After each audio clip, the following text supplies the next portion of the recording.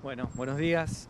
Sí, en realidad para uno hacer un análisis más certero debería esperar el comportamiento de los próximos días, pero nosotros pensamos que una de las posibilidades es que se haya traducido quizás en parte por diferentes motivos. Uno de ellos es el que vos nombrabas, de que los fines de semana los números tienden a bajar por las consultas ambulatorias que no se dan y por la menor carga que se hace al sistema. Y por otro lado, se han sumado ya desde estos últimos días, en las últimas semanas y fundamentalmente los últimos días, la suma de todos los casos que se hacen diagnóstico por cercanía, por nexo, es decir, independientemente del test de laboratorio. Esto también ayuda a incrementar los casos, ¿no? Doctor, ayer el presidente de la Nación decía, no le va a faltar cama a nadie.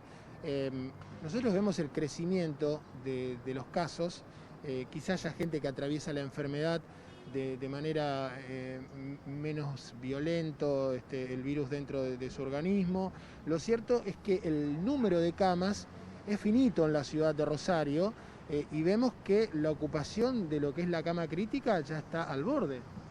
Es cierto, el objetivo realmente es ese, cuando uno dice que todas las acciones que se vienen pregonando desde marzo apuntan a que el sistema de salud pueda tener capacidad de respuesta, es eso, es llegar a no tener que vivir la situación de no tener el recurso específico para brindar a un caso particular.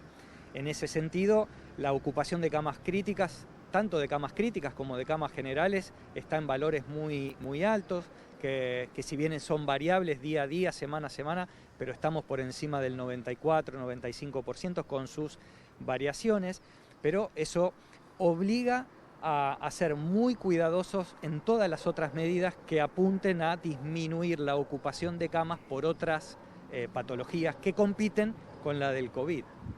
Doctor, desde la dirección del Hospital Carrasco han dicho esta mañana que están ocupadas todas las camas en ese hospital. ¿Cómo se van a tratar de manejar? Porque ayer el viceministro de Salud dijo que se pueden llegar a hacer traslados a la capital de la provincia. Uno también a veces piensa en un traslado a la capital de la provincia, si bien estamos relativamente cerca, no es una cosa menor. Sí, con respecto a la ocupación del Hospital Carrasco se comporta como otros hospitales en el sentido de que es dinámico, pero recordemos que es el hospital de segundo nivel exclusivo para la internación COVID, que día a día va haciendo esos movimientos que permiten ir recuperando camas, pero maneja valores de ocupación muy altos. La característica que a nosotros nos alivia en ese sentido es que los pacientes que van recuperándose, que recordemos que el Carrasco no tiene un nivel crítico, sino es un nivel de media complejidad, pero cuando superan esa etapa pueden terminar su convalecencia, por ejemplo, en lugares como el hipódromo, como centro de aislamiento. Eso por un lado.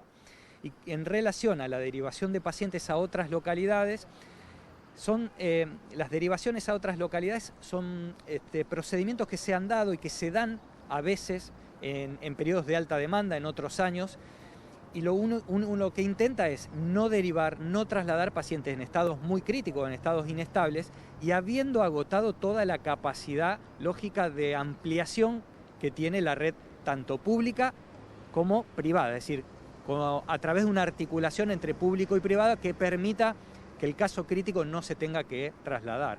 Y de ser así, elegir esas situaciones o viceversa, tratar de no derivar hacia Rosario. No nos olvidemos que Rosario, en lo que respecta a salud, tanto del ámbito público como privado, es referente del sur de la provincia.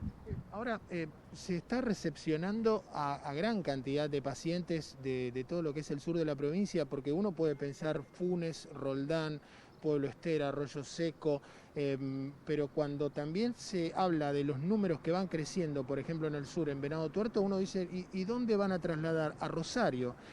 Y también hay que pensar no solo en COVID, sino en lo que es el trauma, cualquier accidente de tránsito, que directamente, antes usted nos comentaba, que lo que sucedía, por ejemplo, en la zona norte era absorbido por el Hospital Eva Perón, pero que ahora tampoco eso, todos vienen a Rosario.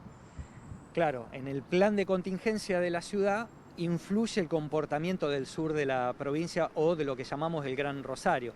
En esta preparación que hace la ciudad y su zona, el Hospital Eva Perón se define como hospital emblema COVID, por lo menos en forma inicial, por lo tanto otros efectores de la red deben absorber esa demanda. Y recordemos que las localidades de alrededor de Rosario no cuentan con complejidad de internación muchas veces y ni hablar de cuidados críticos. Entonces, cuando uno pregona sobre los cuidados que tienden a disminuir el consumo de los servicios de salud, tiene que ser no solo para la ciudadanía de Rosario, sino de su zona de influencia, fundamental. Doctor, quizá la pregunta es muy amplia, muy general y hasta difícil de responder, pero ¿en qué momento estamos en la ciudad de Rosario? Porque uno piensa que puede calmarse la cantidad de contagios a partir de la menos circulación de gente, de lo que hubiese sido a partir de lo que recomiendan los médicos, volver a una fase 1 estricta. Esto no se ha podido hacer por cuestiones económicas. ¿En qué situación estamos?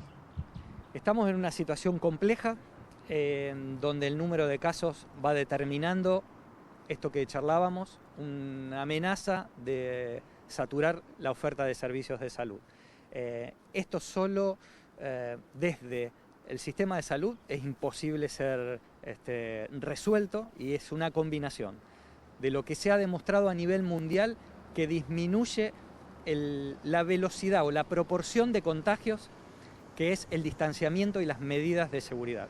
El distanciamiento que tiene que ver con los encuentros familiares, los encuentros sociales en círculos donde no esté garantizado a través de un protocolo, como puede ser en el ámbito laboral o en los servicios que hoy están habilitados.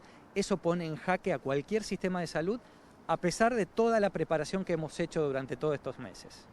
Con 1000 casos por día, ¿hasta cuándo aguanta el sistema de salud?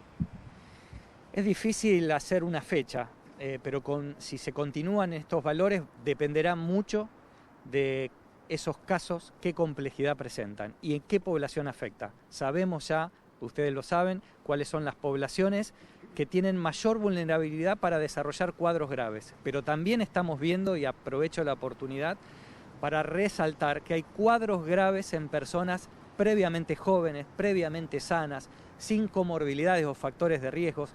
Eso nos obliga a hacer mucho hincapié en los cuidados. Doctor Becerra, muchas gracias. No, gracias a vos.